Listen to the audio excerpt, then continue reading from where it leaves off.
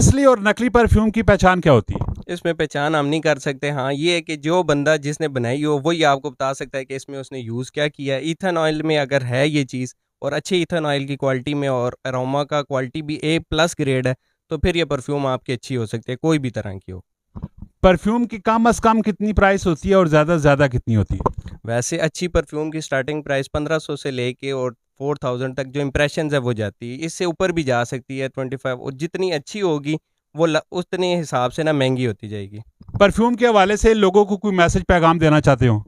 Perfume हमारे नबी की सुन्नत है, ये लगानी चाहिए, इस्तेमाल करनी चाहिए। खुशबू से बाकी लोगों पे भी अच्छा इंप्रेशन पड़ता है, एक महफिल के आदाबों में से भी आता है। और एक दूसरे को हमें जो है ना तहाइफ में भी ये देनी चाहिए, क्योंकि ये सहाबा इकराम जो थे ना, नबी पाक सल्लल्लाहु अलैहि वसल्लम ने ज़्यादा खर्चा जो है ना वो खुशबू पे किया है, और या किसी सदका ज़कात खैरात के लिए किया। इस वीडियो को ज़्यादा से ज़्यादा शेयर करें।